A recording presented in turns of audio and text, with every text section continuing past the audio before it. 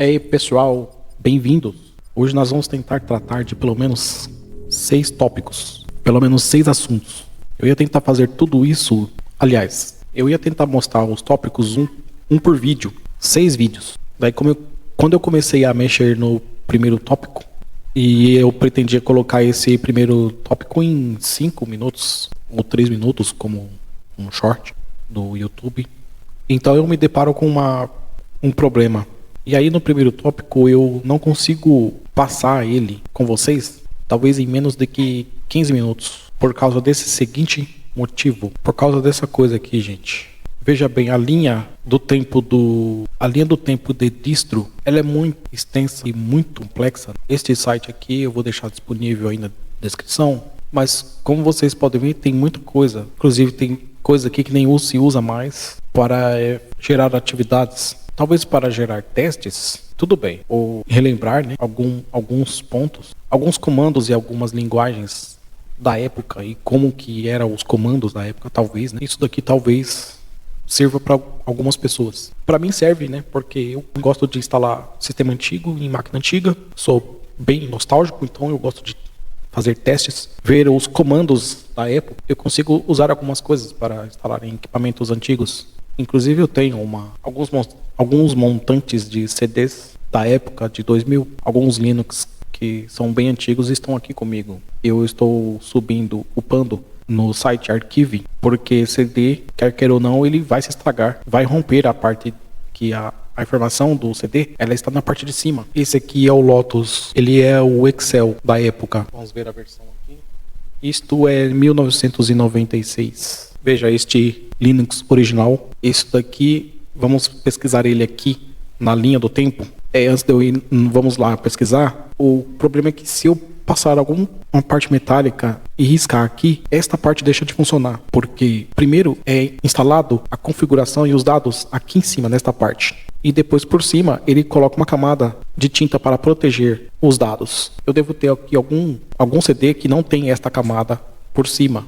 Eu tenho um CD que é limpo, sem a camada de tinta por cima, somente os dados. E é fácil descobrir qual é o lado correto, porque o lado de acessar os dados, você coloca sob a luz e aí você vai ver a camada de plástico. Por debaixo do plástico você vai ver os dados, que é colorido. Geralmente no meio também dá para saber que vai ter essa etiqueta e aí você consegue ver. Tenho mais um aqui, não tem a camada de tinta por cima. Ele é limpo, porém ele contém sistema operacional aqui. Esta é a camada de tinta e aqui estão os dados. Esse daqui é o Windows 10. Eu não escrevi com caneta por fora, mas aqui tem o Windows 10. Tanto este é um DVD. O CD e o DVD já está saindo de cena. Mais alguns anos não será mais fabricado nem comercializado. E quem tiver precisa salvar no PC, e aí eu vou salvar no PC, que alguns já estão salvos, inclusive o LeanSpy está salvo no PC, porém ele já estava com um pequeno defeito, um risco bem aqui, num canto. E lá no site que eu vou disponibilizar, o link da ISO, eu já vou deixar mencionado que pode conter falhas na hora de fazer a instalação para testes. São inúmeras distros. Eu tenho, por exemplo, esse daqui, é um CD com Ubuntu 8, e é um CD que tem a oportunidade de gravar somente uma vez. Porém, ele tem a camada de tinta por cima e eu escrevi de canetinha para identificar que é um CD de 680 megas e que nele está o Ubuntu 8.1.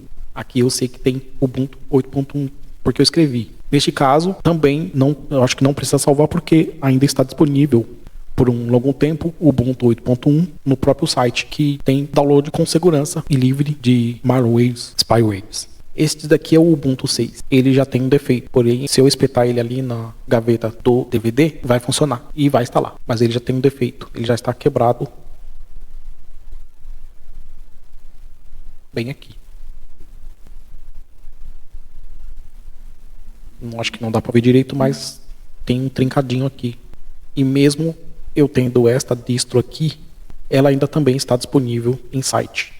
Esta distro antiga é o Ubuntu 6.1. Somente algumas máquinas aceitam a instalação completa dessa ISO. Repare também que ele tem os dados, tem o plástico e a camada por cima, que é a tinta com a identificação, já é a própria camada. Então, quer dizer, os dados estão nesta parte. Se eu riscar aqui, eu vou perder o CD. Se eu riscar aqui, eu também perco. Mas eu tenho uma chance de recuperar, porque aqui é no plástico e é nos dados. Os dados estão nesta camada aqui, tá? Que é uma camada metálica que, se você colocar no microscópio, talvez no trinocular consiga ver os zeros e o 1 e as trilhas, né? Que são pontinhos. Todos os dados, que são 680 MB deste CD. Esse daqui também tem ali disponível no site. Como que a gente vai pesquisar? Vamos fazer o seguinte. Vamos dar um pouco de zoom aqui.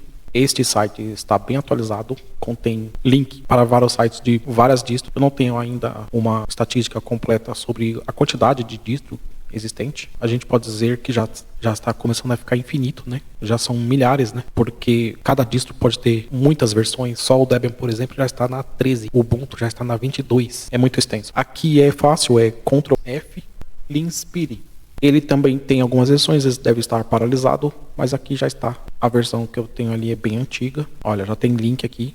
Vamos jogar para o link e ver se tem versões lá dentro. Eu não vou me aprofundar muito nisso, fica com vocês essa parte. Vamos voltar para cá e dar mais uma viajada aqui, porque nós vamos tratar sobre estes 5 tópicos. No sexto eu retirei, porque tá ficando muita coisa, né? E a partir do momento que eu for gerando os próximos, aí eu vou tratando um por um, bem detalhadamente, cada um desses tópicos. Bom, no primeiro, nós vamos mexer aqui. A minha intenção é mexer aqui na DG 661FX. Não está encerrada ainda. Ainda eu pretendo fazer sobre a DG 661FX mais alguns testes. Basicamente, obviamente, se eu vou fazer mais alguns testes, os testes que eu estou falando significa que eu vou ter mais vídeos sobre cada coisa que eu fizer nela. Vai ser filmado e aí eu vou detalhando tudo. E aí vai ser apresentado como vídeo, tá? Por isso, ela não está encerrada ainda, ela não tem um destino, porém agora ela já está completamente funcional. Tudo nela está funcionando corretamente, ela não funcionava a vídeo integrada,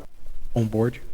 Eu tive que espetar essa placa offboard, tem esta placa aqui.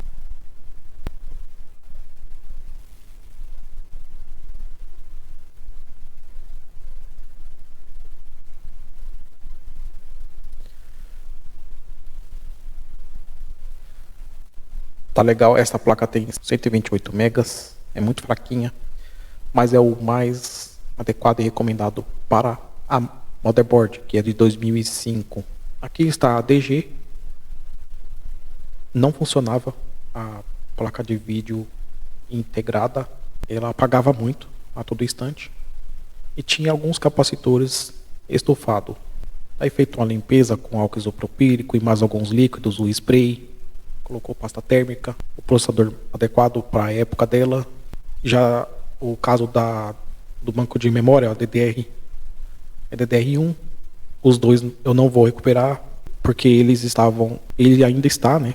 Ele só funciona um de cada vez, não funciona os dois ao mesmo tempo. Se eu espetar 2 pentes de memória, 1 GB em cada banco, não vai funcionar. Então eu vou montar ela com 1 GB, talvez eu coloque a placa de vídeo externa para experimentar para ver se vai dar muito aquecimento, mas a primeira opção seria deixar sem placa de vídeo e somente a placa integrada, porque agora está tudo funcionando corretamente. Um HD de 250 GB e mais um cooler na tampa. E por isso não pode ser live, né? Porque o gabinete está desse lado aqui. O gabinete é esse daqui. Então, tem o notebook que está filmando aqui, vocês, aqui o equipamento é esse, aqui a câmera de áudio e o gabinete está embaixo, por isso não dá para ser live, porque aí eu vou desmontar, eu vou fazer os cortes, né? Vou desmontar tudo e vou colocar a DG dentro do gabinete. Inclusive a HD vê um local bem confortável para colocar este cooler aqui. Eu vou marcar com caneta na tampa o corte, porque eu não tenho serra aqui. Porém, eu tenho muitos gabinetes para fazer o corte e instalar LED para dar uma aparência de uma máquina gamer. Aí vocês estão perguntando, mas não é muito antigo? Sim. E esse é o principal nicho, a missão que o canal ele rege. Porque olha só, deixa eu colocar aqui. Aqui está. Eu faço a instalação em máquinas antigas com base nisso daqui. Eu tenho vários filtros aqui de várias distros diferentes. Porque Linux é assim, cada tipo de distro serve para alguma coisa. Então, a primeira coisa que eu fiz é coletar os que funcionam para 2020, 2026 nesta primeira coluna. Você percebeu, eu deixei bastante números aqui porque é muito, né? Tem muita coisa. E mesmo que for da uma distro de 2000, 2005, 2010 e que algumas eu voltei aqui, eu vou fazer o teste antes para ver como que fica o comportamento do processador e da máquina. Por isso eu fiz essa primeira coluna aqui. E aí, com a ajuda do ChatGPT, ele me separou as que são por essa coluna aqui, olha. Esta coluna são as datas de lançamento, de disponibilização para o mercado. Então, o PUP, por exemplo, o Nimblex ficou disponível em 2006, tá? Então, eu não vou deixar o site de cada um, aí fica com vocês também. Aqui o Q4 OS tem a carona do XP e do Windows 7. Esse nós vamos abrir para olhar. Aqui está o Tiny. Mas vamos abrir o Q4. Como sempre, né? Ctrl F. Q4 OS já está aqui. Ó, tem site, tá vendo? Botão direito, nova guia. Isso. Essa daqui é aquela do Lindspar. Vamos apagar. Tá, então é uma distro muito boa. Tem a carona aí do Windows 7 mesmo. Das antigas também, você pode encontrar ele com a aparência de Windows XP. Não é grande, né? É pequena, 1 GB e pouco, 2. Não exige muito. Com um processador de 1 GHz e um mínimo de 2 GB RAM ou 512, eu consigo fazer uma instalação aí e usar. Isso aqui fica como, para mim, aqui na minha lista, ele está como uma das últimas opções. Não, quer ver? Jogos. Aqui, na minha lista, ele está na posição 31.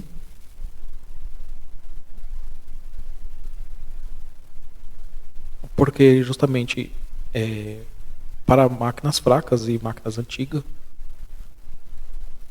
e para testes, eu uso estas 15 primeiras opções, essas 20, né, primeiras opções aqui, o Tiny, o PUP.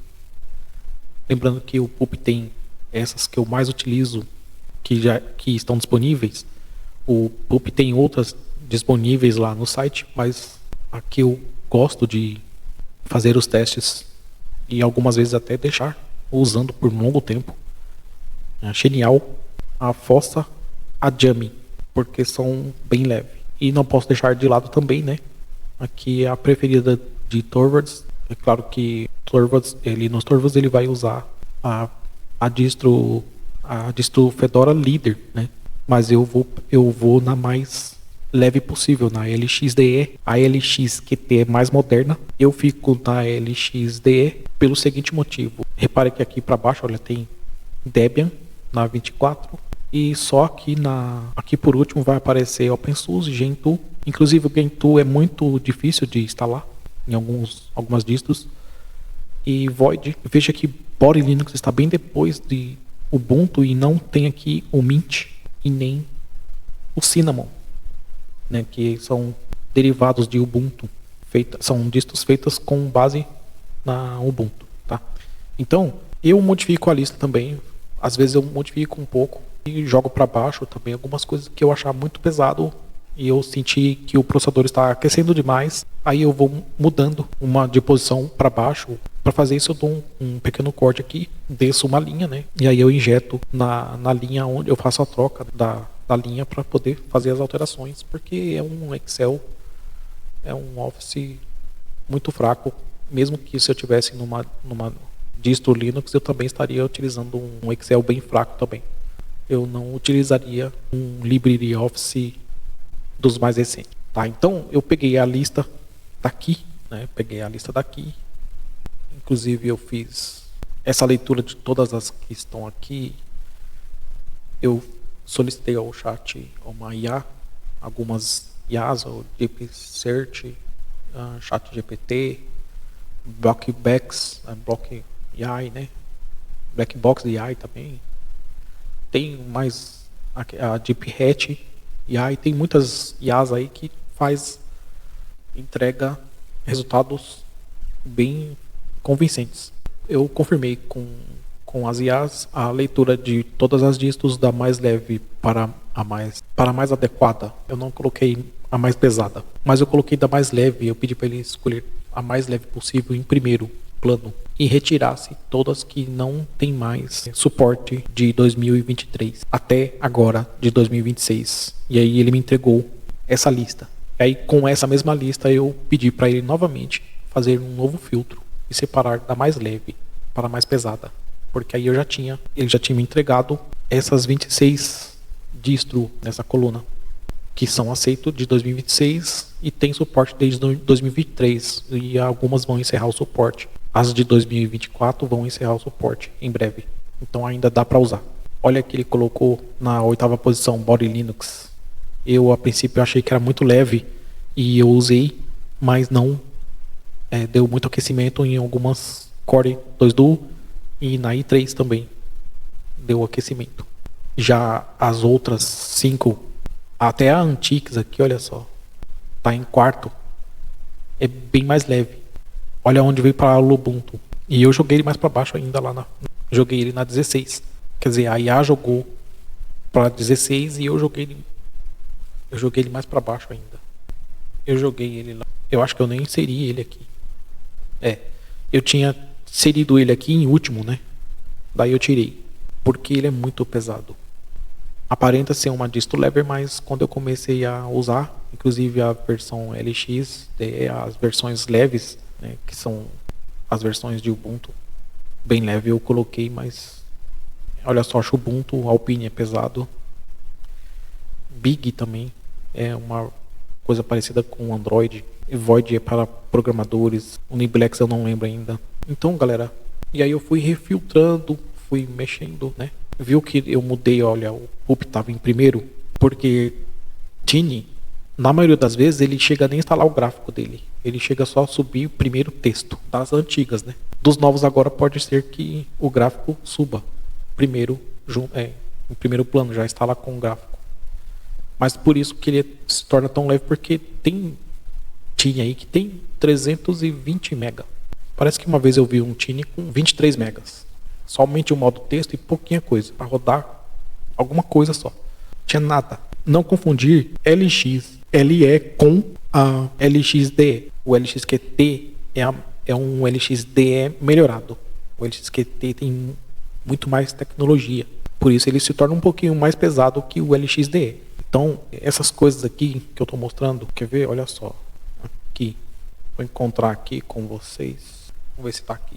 Tem um lugar aqui que está mostrando por que o LXDE é mais leve que o XFCE. Eu gostava muito de XFCE porque era muito reduzido, né? E muito leve. Mas aí quando eu instalei o LXDE, eu percebi que estava gelado e estava mais leve ainda. Mas depois que eu vi, né, o gráfico lá das IA, e aí eu percebi que a LXDE, ela estava falando a verdade, que ela encontrou mais coisas que deixam o LXDE mais leve. Isso foi válido para muitas distros, Debian, Fedora, Arch, Linux, Kali, muitas, né? O LXDE, ele é mais leve pelo seguinte motivo: ela é mais leve porque ela tem menos menu, né? O LXDE estava pedindo 90 MB de RAM, estava consumindo aproximadamente 90, estava menos, tá? Mas por ele fazer média, ele faz um cálculo e aí ele exibe uma quantidade média. Foi 90 MB, enquanto que o XFCE gastou 160, quase o dobro. E alguns XFCE da 8, da 9, da 10, o XFCE 12 consome bem mais. Estava pedindo muitos megas e gastando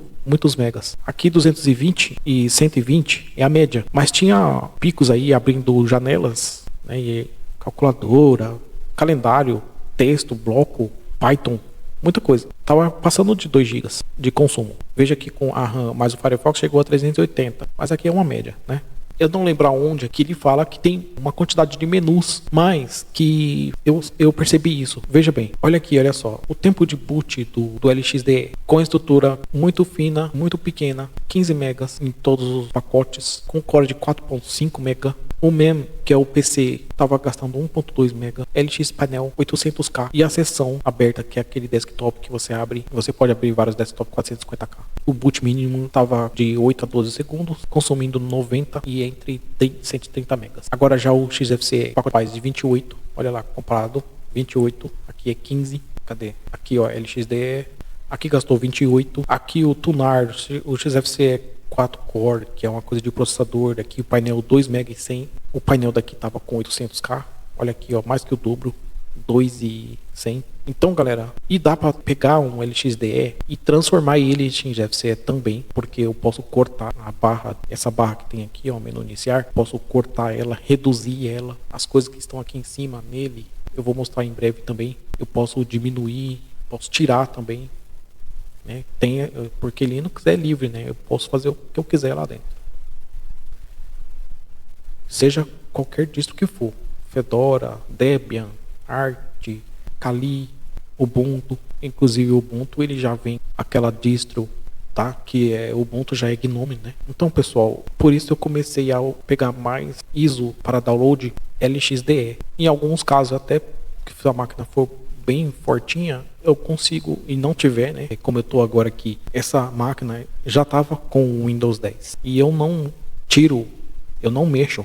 Quando o sistema está pronto, está funcionando e a licença ainda está ativa, porque você percebeu, o Windows 7 não tem mais suporte, e mesmo que se tivesse instalado eu não ia poder fazer tanta coisa. O Windows 8 também, já o Windows 10 ainda venceu agora em outubro, mas quem ainda tem, ainda consegue receber download, suporte. Quer dizer, já está vulnerável, com portas vulneráveis, mas ainda está funcionando. Então eu não é agora que eu vou mexer e vou tacar um Fedora aí, um Kali ou outra coisa, um Arch Linux ou o que for, né? Aqui ó, Void, não vai ser agora que eu vou tirar esse Windows 10 daqui e vou colocar um Void. Veja o OpenSUSE em último aqui, muito pesadíssimo, mas porque alguns que são pesados estão aqui?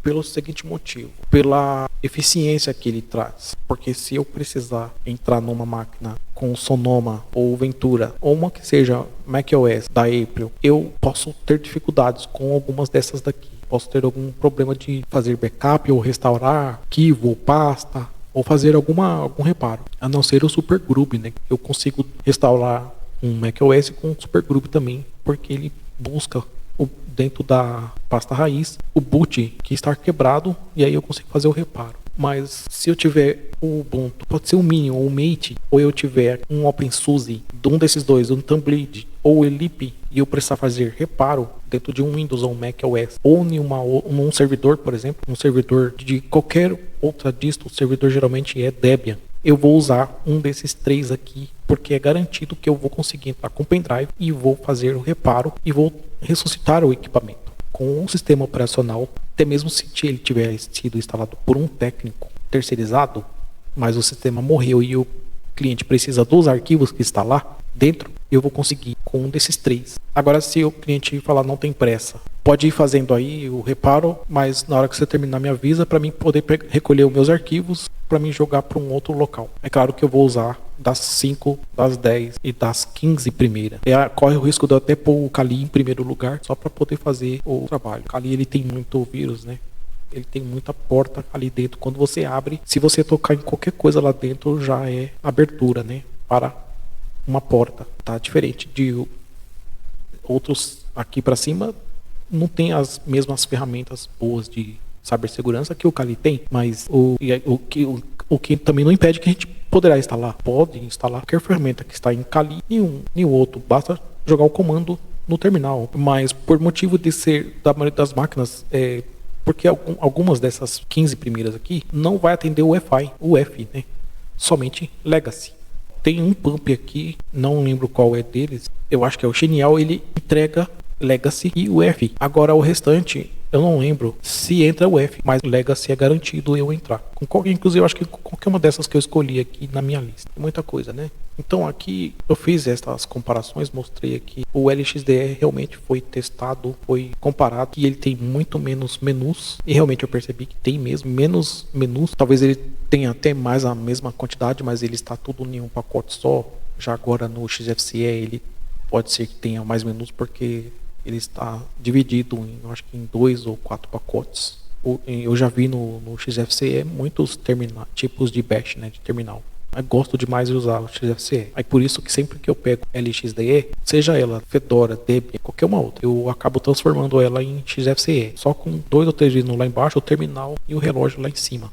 Mais nada. Comparação visual. LXDE 8, menu único, ícones básico, 0 efeito visual.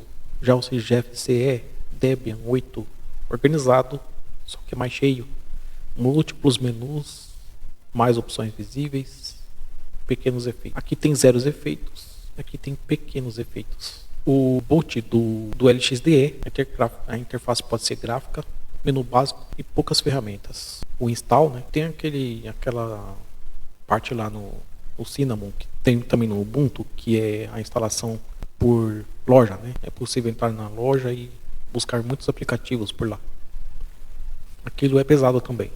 Dá pra fazer aquilo por terminal, por comando. Deixa eu ver se tem mais coisa mais para baixo. Aqui, olha só, mais uma aqui, ó. Menu visual do LXDE. Tem a paleta de Windows 95, 98, menu único, nível, texto puro, animações 0, que isso é importantíssimo. Você pode personalização, é manual. Aplicativos são muito leves, como o LeafPad, LX Terminal. Os efeitos não tem nenhum. Tudo é instantâneo. O XFCE é organizado, a aparência de Windows XP.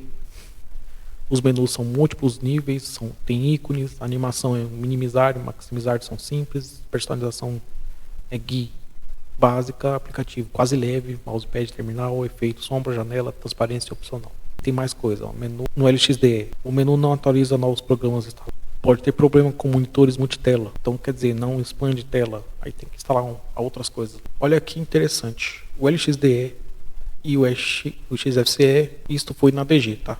Mas serve para qualquer outra máquina. O front print em disco, 210 contra 380. É muita coisa. O uso de RAM, 90 contra 160. Coisa pra caramba também. Processo em background, 3.5 contra 8/12. O boot mais rápido, 65% mais rápido. Quer dizer, o LXDE é 65% mais rápido. É muita coisa. E as dependências, 45 contra 78 de pacote. Então, quer dizer, é muita coisa. Tem muito mais coisa para baixo. O resto é tudo comandos, né? Um monte de comando que eu testo e na hora que eu acabo instalando eu não sei tudo de cor, então eu tenho que voltar lá e fazer configurações com base aqui na minha lista. Como a gente vamos fazer a marcação? Então, nós vamos fazer a marcação com canetinha na tampa do gabinete da DG, por isso eu vou ter que fazer mais um vídeo para cada tópico. Eu não sei qual é a configuração deste Acer aqui, mas eu já sei que ele está bem quebrado. Vai ter que ser tela, vai ter que pôr HD, SSD, tem que pôr memória, tem que testar a fonte, tem que ver se tem processador. A parte mais difícil é organizar a estrutura, a carcaça dele inteira, né? Que vai ter que colar algumas coisas, lixar, pintar, que o Acer é cinza. Eu não lembro. É um Acer Gamer, então ele deve ter vermelho e cinza. É um Acer com um teclado numérico, parece que a tela é de 14 polegadas, do que eu fiquei sabendo, né? Mas na hora que ele aparecer e eu pegar, aí eu vou começar a filmar ele, aí nós vamos saber tudo dele para começar a mexer. Então vai ter que ter um vídeo só para ele. Agora, da DG, a DG66 1FX, se, deixa eu pegar aqui, distro, aqui está. Aqui são as minhas, né? Independente de que destino for escolhido para a DG66 1FX, eu vou voltar aqui na lista para ver qual vai ser o sistema. Se for uma maquininha gamer, eu vou ter que vir na distro de jogo e ver qual é mais adequado para 2005, para equipamentos Pentium 4 de 2005, porque a DGMX ela é uma Pentium 4. Se for uma criança ou talvez um adulto retrô, nostálgico, vai querer adquirir, comprar ou ver, que eu vou colocar no mercado, né? Vou colocar na prateleira. Repare que o Batocera está no terceiro, mas ele é muito pesado, já vou descartar. Tem uma aqui que é 2011 e era na época que foi, era próprio para gamers mesmo. Era uma coisa que era um uma distro feita somente para destinada aos jogos, mas também talvez não vai entrar aqui no teste, se for, né, o destino for uma máquina jogo antigo, jogos de Atari, de Play, PS1, Mega Drive, Nintendo. Eu não vou abrir aqui em tela grande, mas se você der um zoom aqui, tem joguinho. Se for, né, para jogos. Então provavelmente vai ser o Recalbox. Dos mais leves de todos aqui, que tem uma lista aqui, linha do tempo.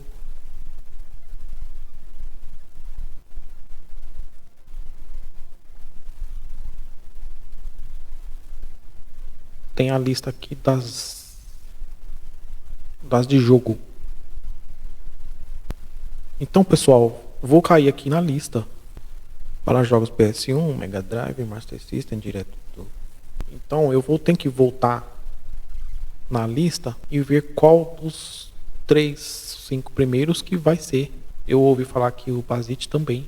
O Garuda, o Bazit, Jealous, Chimera, Recal e Laca. O ideal jogar Mega Drive uma máquina de 2005. O ideal seria o Laca, não usar Batocera, porque ele é muito pesado. Use o Laca. Instala o Antix antes. E se eu pegar, se não for jogo, então é o Laca mesmo e o Recal. Se não for jogo, aí ela vai ser PDV de caixa desses do tipo adega, mercearia, farmácia, barzinhos, que inclusive se for barzinho vai ter que ser uma máquina arcade de jogo, né? De joguinhos aí. Ainda não está definido, mas ela já está pronta e funcionando.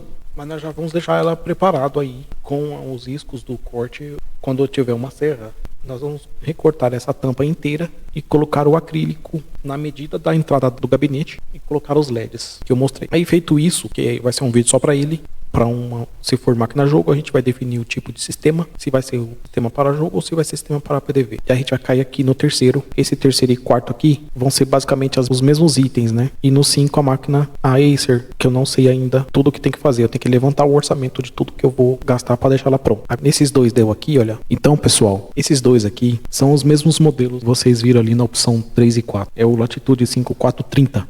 Eu tenho que pegar tudo que está neste e eu tenho que colocar nesse daqui. Aparentemente, parece que está inteiro, né?